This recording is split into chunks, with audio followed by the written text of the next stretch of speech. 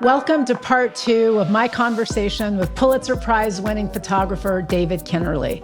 In this episode of my conversation with David, we'll talk to him about his experiences as a wartime photographer in Vietnam. Don't forget to go to my website, tanyaacker so you can see my interview with David and see his pictures. In the meantime, here I am with David Kennerly. Another place you took us was Vietnam. You were a war photographer in Vietnam. There are actually 2 photos from your Vietnam portfolio, which is part of what won you the Pulitzer. One is the cover of your book, Shooter, and you've got your head, one hand on your helmet, the other hand holding your camera. The next picture from Vietnam that really struck me was one where you're kind of trudging along with a platoon right in the swamp, right in the thick of it. Were you afraid while you were there? I was afraid of getting my cameras wet, probably. I mean, seriously, stuff like that goes through my mind. There were many times where I was scared. I came close, more times than I'd like to remember. Sometimes I probably didn't even know to getting killed. But that's the kind of drive. It's not just me, but anybody doing that kind of business. That's one of the risks. My book, Shooter, which you showed there, was dedicated to the photographers who were killed in Vietnam.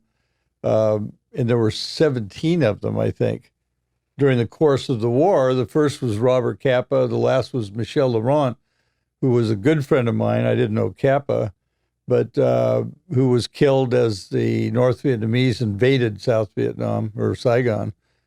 And that's the kind of dedication to this day that photographers bring to their business. Why was it important for you to be there? It's such a weird story because when I was here in California, in 1967, I went into the Army 6 months, National Guard Reserve thing. And really, I had no political dog in the hunt on the Vietnam War. I went into the Army, but then I found that I would need to get out of the Army to go to the war.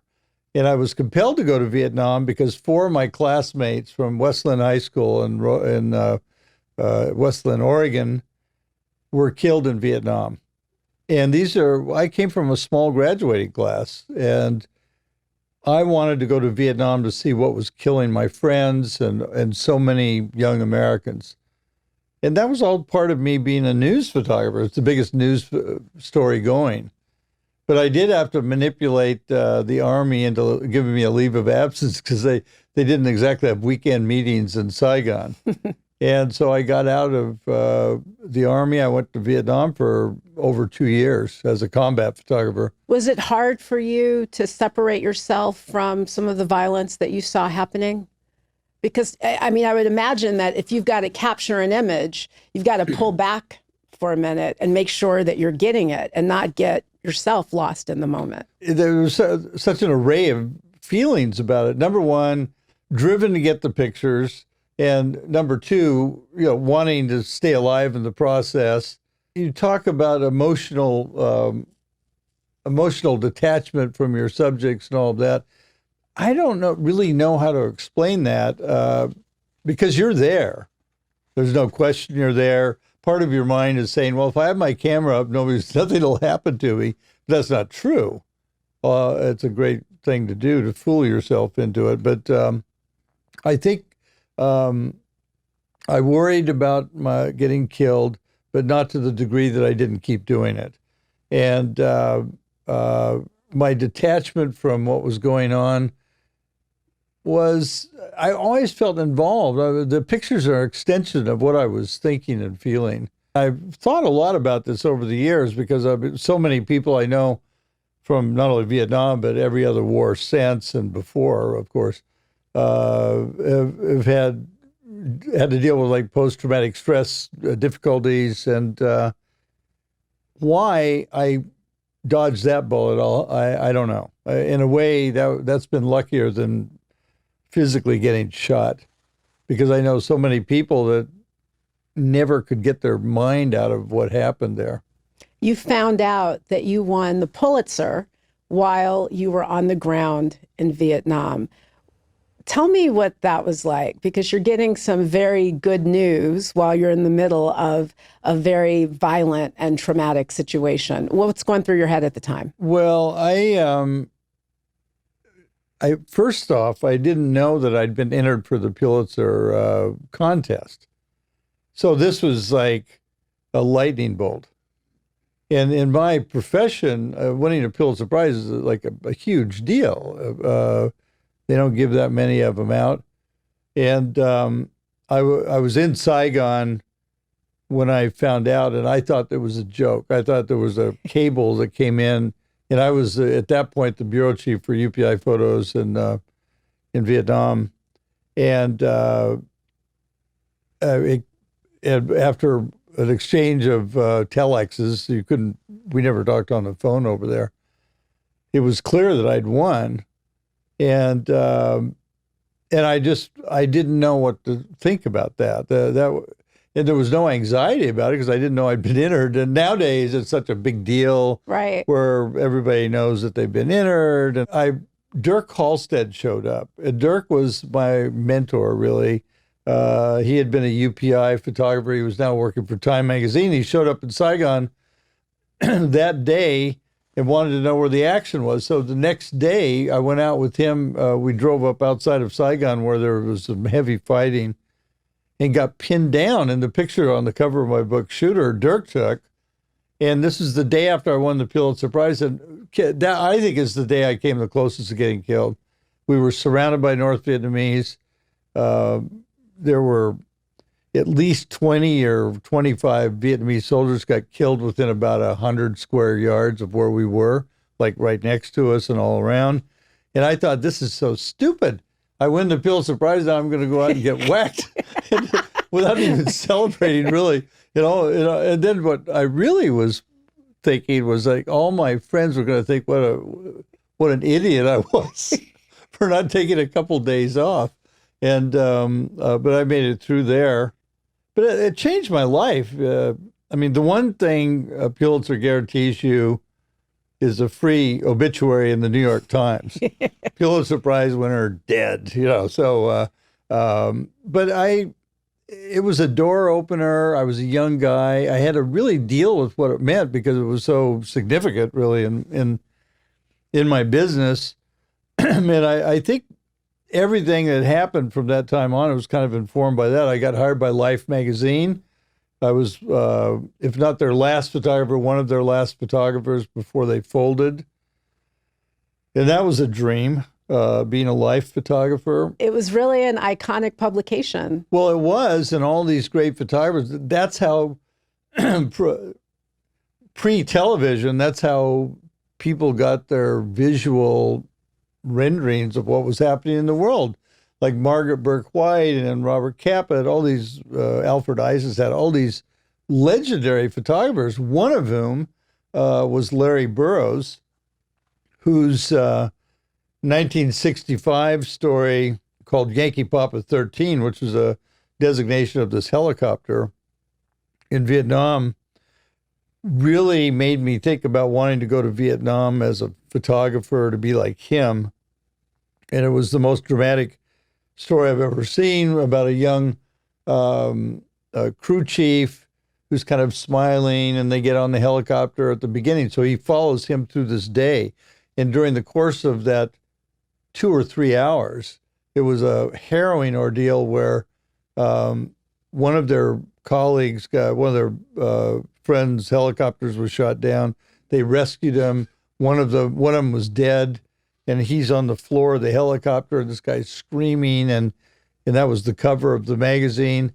And but the most poignant photo was at the end of that story, and this guy's weeping by himself in a little warehouse, and it was like a Shakespearean play with a beginning, a middle, and an end.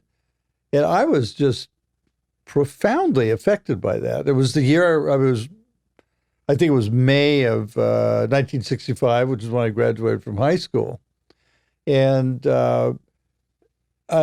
I never met Larry Burroughs. He was killed right before I got to Vietnam. That moment, the day after you got the Pulitzer, when you and the battalion you were with were pinned down by the Viet Cong, what was going through your mind? I mean, were you thinking, what am I doing here? Did you start to rethink your mission at that point, coming so close to death? Well, I mean, that was part of it. And what was funny was that one of the guys, it was Dirk and me and a guy by the name of Leon Daniel, who was a former Marine, and he'd been wounded in Vietnam. And we were standing on the road. We drove out in a civilian car because we heard this operation was going on. So we're standing on this road, Highway 13, a little road, like 2-lane highway.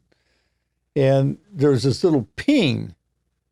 Just that it was the first thing that happened. And a bullet ricocheted off the pavement, like right near the foot where he had been shot, like in the Korean War. And all of a sudden, it just opened up with all these people shooting at us and incoming mortars and all. And we dived off to the side of the road, and we told our car to take off, and he took off down the road, and a B-40 rocket exploded right behind him, and now we're out there on our own with these Vietnamese airborne people. And I think it was the biggest firefight I'd ever been in. And I'd been there quite a while at that point. And I mean, I really did think I was going to get whacked. There was no question about it. But I'm working, I mean, it's not like I hadn't been in that kind of a situation. And I'm going, and I think about religion, and I'm an Episcopalian, so you got real religious at that moment. It's sort of the non-guilt religion. Yeah. Like, it's handy. Take it off the shelf whenever you think you need it, You needed it then. Yeah. I'm thinking, like, there have been so many times, like, I pray to God. I said, if you get me out of this one, I'll never do this again. Of course, the next day, thanks God, I'm going to go give it one more shot. I thought there was a good chance we were going to make it out of there. And there were two American advisors there. One was a sergeant, one was a lieutenant. One of them was a Canadian, and who was in the U.S. Army. And we're down as all the stuff was happening. It started raining, and so they couldn't bring in like airstrikes, and you could see the North Vietnamese soldiers like running across the road. Like, I never saw that. That was the first time. And one of the Vietnamese soldiers, going, VC, VC, and the sergeant started yelling at me. He says, "Don't yell at him, shoot him." and I'm taking pictures, and like stuff's blowing up, people are getting killed, and I'm thinking, this is it. And then the weather cleared a little bit, and these American advisors called in airstrikes on the positions, which weren't that far away.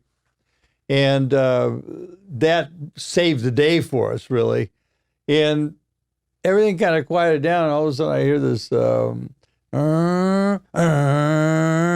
we look down the road, and there's our driver coming back to get us. And in the midst of gunfire and everything else, and he screeches up, and we waved goodbye to the military advisors, and we took off and got out of there. And this is after about 8 or 9 hours of being pinned down. And you're snapping photos the whole time. Yeah, I got some you're good gonna ones die, out, yeah. you're probably gonna get whacked, but you're taking pictures. Yeah, the whole but time. I mean, if you were just gonna like stay hunkered down with your hands over your head, why bother? And I think what in this day and age, and I'm so resentful of the president talking about the press being the enemy of the people and all of that, and the fake news, and I can't imagine when you look at what, not just me, but anybody who's in this business who really does it right, what they go through and the risks they take to get the photos. And interestingly, in my whole time in Vietnam, and spending a lot of it out in the field, and I would show up somewhere with American soldiers where they were, and they couldn't believe that somebody who didn't have to be there was there, and like they were awestruck by that very fact, and they would ask me why, and I said, well, I want people to see what you're doing. I have a lot of respect for the military, and it made a big difference to them. I don't think I had one time where they weren't glad to see us show up.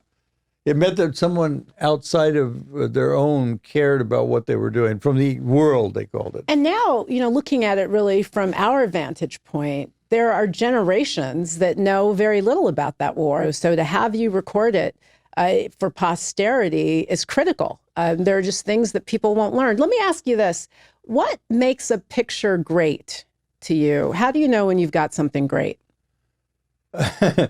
I think a common affliction among photographers is they always think that something is great when it's not, probably, or better than it is.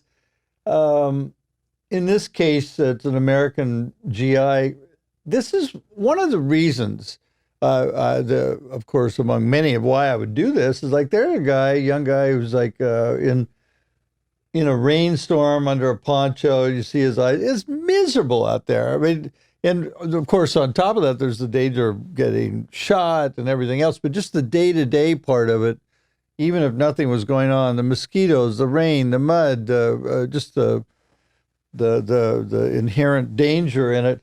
That showing that experience is really important, because when you look back on it, you say, "Wow, there's nothing glamorous about it.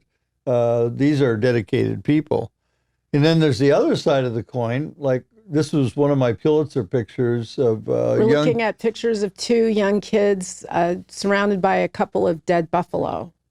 They're not dead. Oh, they're not. No. Are they sleeping? They're not. Well, water buffalo are not that active. But, I thought they were dead. They're not dead. No.